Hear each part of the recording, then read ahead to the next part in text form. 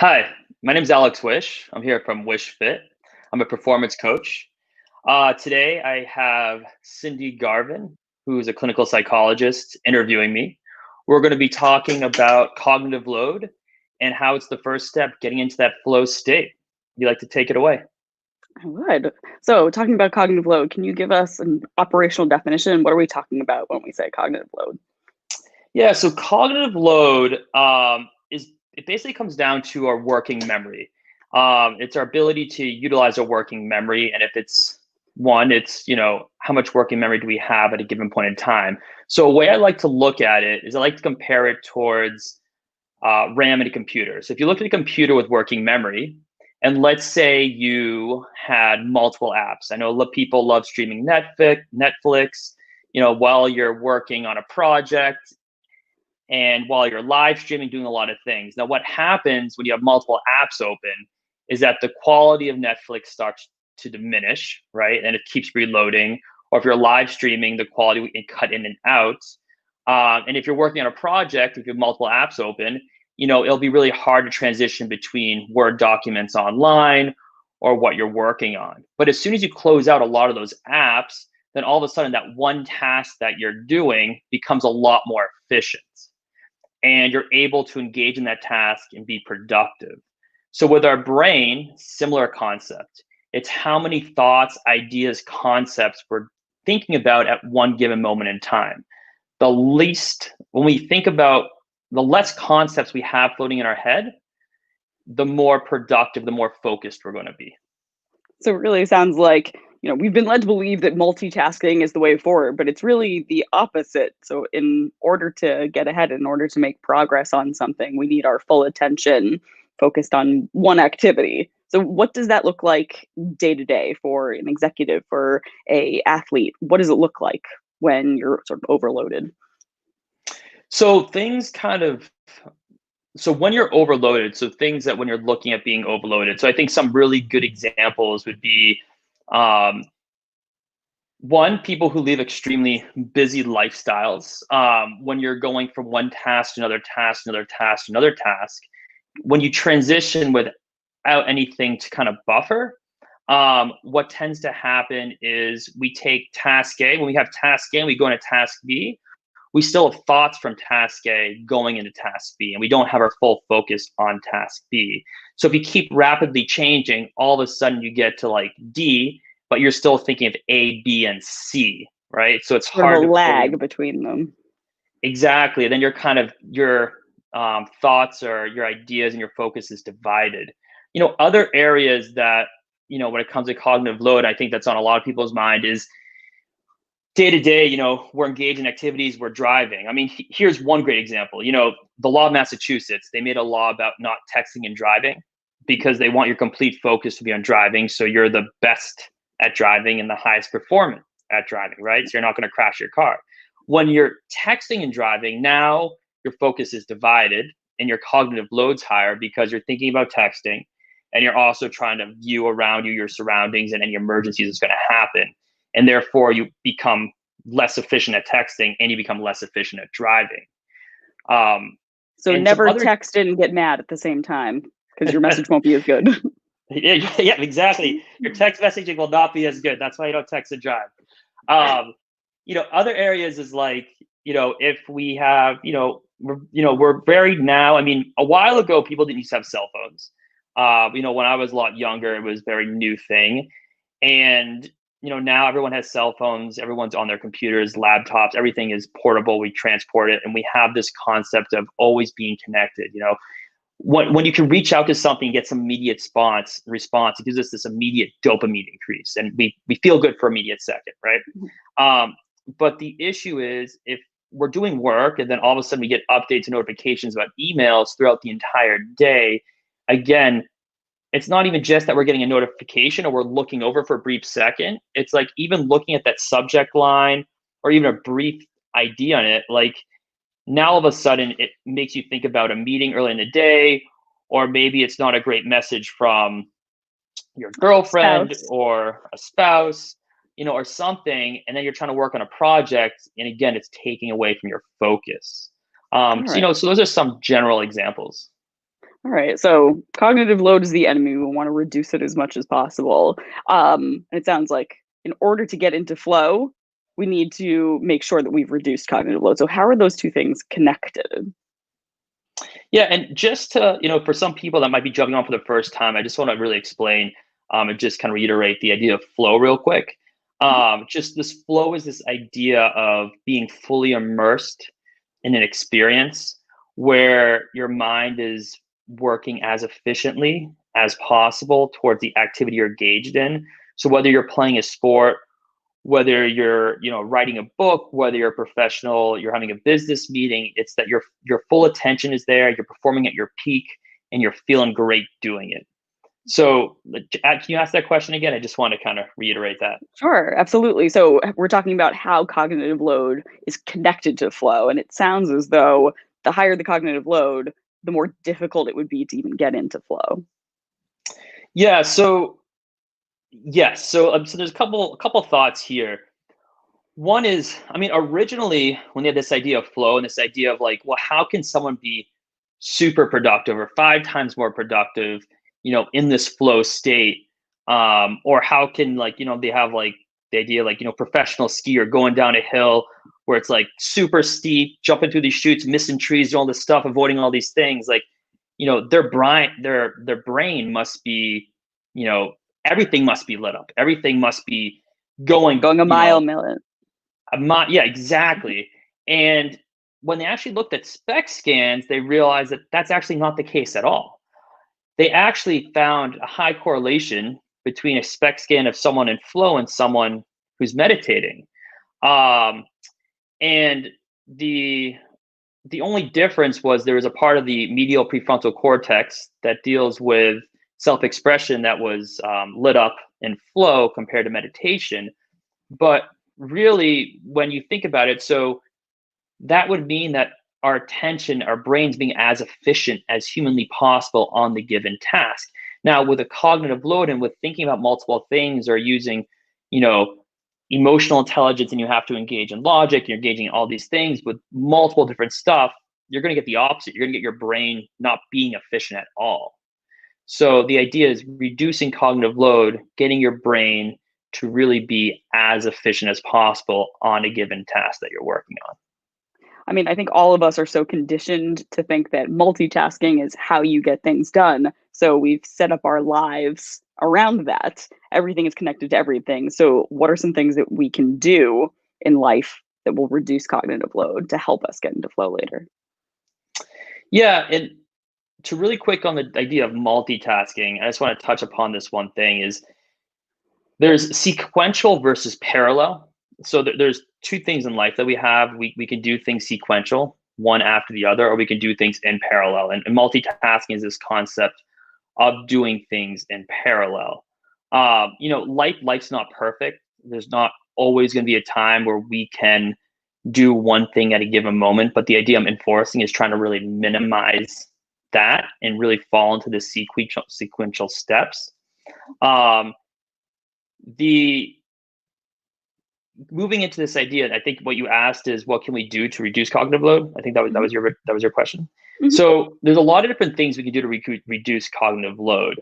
One is on a day-to-day basis.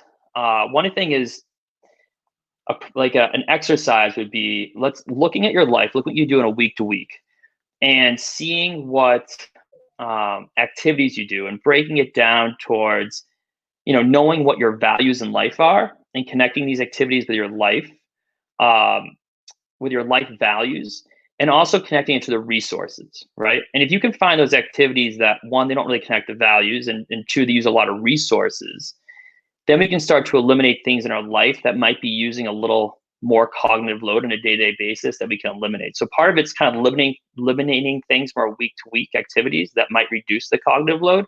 One example would be, and this might be, not on and off topic for some people, but like I can give a couple examples. But one example might be, let's say there's one night a week you want to go and have like a lot of drinks, right? There's a lot of preparation involved. There's a lot of thinking about what to do. And then if you still want to be a high performer, now you have to also think about the day after you have those drinks, what's my recovery plan? what can and cannot do that day? How do I plan ahead? So now you have to do all this additional planning, all this additional hours of resources towards this one activity. It's not a high value activity in your life. And if you just really reduce or just get rid of that activity, now you're freeing up a lot of this working memory for other things you need to do.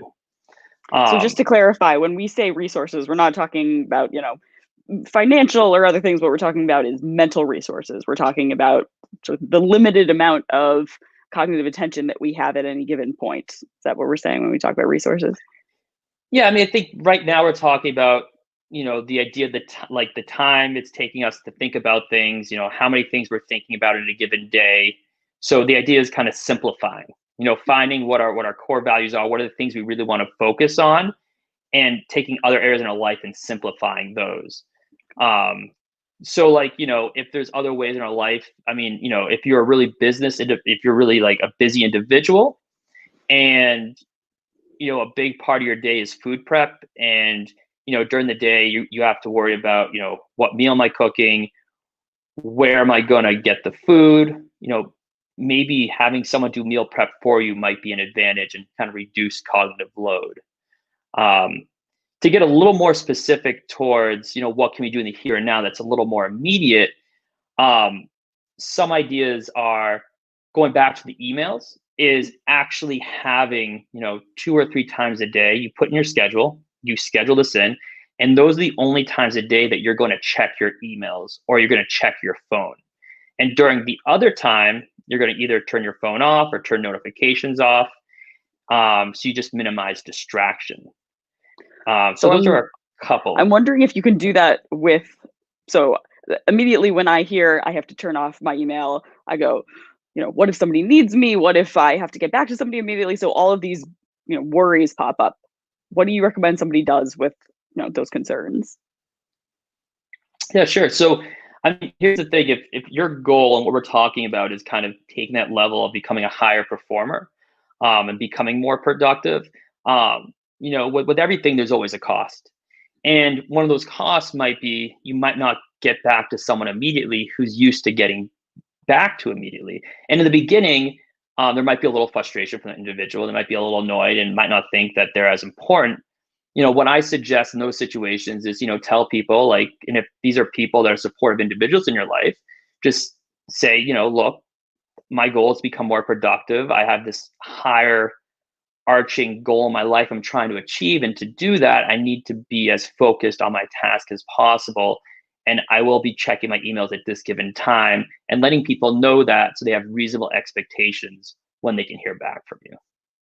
And I wonder, what can you do sort of with the feelings that might cause? I know that sometimes people enjoy going for walks to ground themselves or using journaling. What would you recommend in terms of taking those anxiety provoking feelings so that they don't end up contributing to the cognitive load?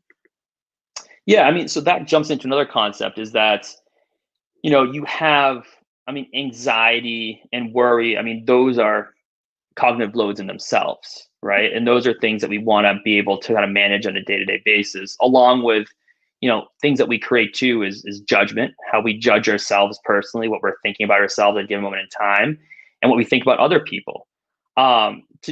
First talk about those anxieties and worries, something that I implement in my life is there's a couple different ways to handle it. One way is doing a like worry journal. So instead of like actually denying yourself the ability to be anxious or to worry, which can be very challenging, to totally shut off something that you're just very much wired to do at some point, is actually giving yourself permission for 15 minutes a day. Sometimes people do in the morning, sometimes people do in the evenings. You have to figure out what works best for you. And during that time, you do all the worrying or all the additional thinking or idea-driven thoughts that might contribute to cognitive load. And you write down as much as you can during that time. And then as the day goes on, what you're going to do is train yourself and say to yourself, when those thoughts come in, like, hey, I had my worrying time, or I had my idea creation time, or my thinking time. Now I need to focus on my task. I will have the same time the next day when I kind of start working on that journal. So it sounds like you're setting boundaries both internally and externally. You're letting people know that I'm only checking emails at this time of day. Preemptively, maybe you put it in your email signature. I'm only available, Tuesday, Wednesday at this time. But you're also internally saying, here's my worry time. I've set this boundary for myself and I have to stick to it. So setting rules for Exactly. yourself.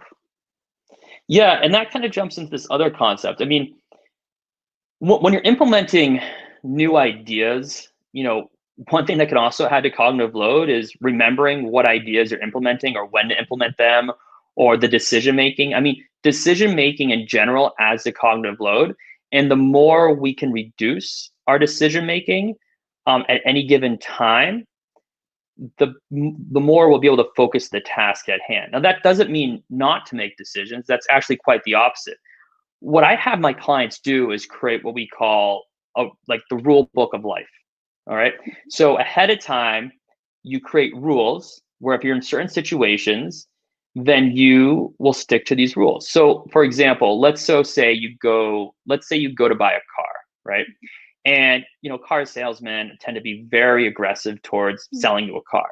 But if you have a rule that I will not spend $1,000 unless I sleep on it, or maybe I have to wait 2 days, and that's just in your rule book, then you tell the salesman, it's simple. It's, look, I don't make these decisions on a given day. I need to sleep on it. And there really isn't any more conversation to be had beyond that. Sort of, it makes it easier in the moment. You don't have to deal with the cognitive load that might come with that decision if you've already made it for yourself. Exactly. Yeah. Exactly. So I know we've only got a couple of minutes left, but I'm wondering, what other things specifically would you recommend, sort of tools that we can use? I know you've covered, several of them, but are there other external resources that you might recommend for people? Yeah, so one quick thing I want to jump into, and then I do have just a couple little tools that could be helpful. One thing I do find that with cognitive load that people, I mentioned earlier, this whole concept of like this inner critic and this idea of judging ourselves or judging others, and how that can lead down these kind of tangents.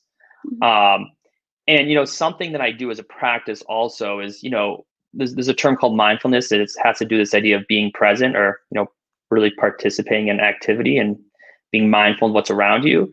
So going for a walk and practicing the ability to not use judgment. So that means going for a walk, you're not going to say something is beautiful or ugly. You're not going to say something is tall or short. You're really going to look around you and describe your scenery and what you see. You might see a dog. You might see a tree with green leaves. You might see, a 10-foot pole. So that's an activity that can help train you to understand and recognize when you're using judgments and to reduce them. Now, going beyond that, you're talking about tools. There are a couple tools that I do use, and they're kind of like just, how do we leverage technology is a great question. There's a tool called Unroll Me, which is great you can, just type in Unroll Me on the application for apps, and it basically allows you to unroll from any subscriptions you have in your emails. So we get so many emails and we get stuck in all these subscriptions, and people start emailing us, reduce that cognitive load, get off all those email lists. Other things are like LastPass, which just keeps all our passwords in one place on our computer, which tends to be fairly helpful. There is Self-Control, which helps us kind of block access to certain websites, even your mail service or anything else on the internet. So you can, when you're working on something specific, you can really limit your amount of distractions that you can engage in. And then there's something else called Inbox When Ready, which helps you check your emails, kind of trains you to check your emails at a reasonable frequency and using like a batch process on a regular schedule. So those are a couple tools. So it sounds like it's really, you can leverage technology in order to limit technology. Yes, it's always a tricky road out there, but yes, that's exactly what it is. Wonderful. I know we've only got about a minute left, but what's in store for next week?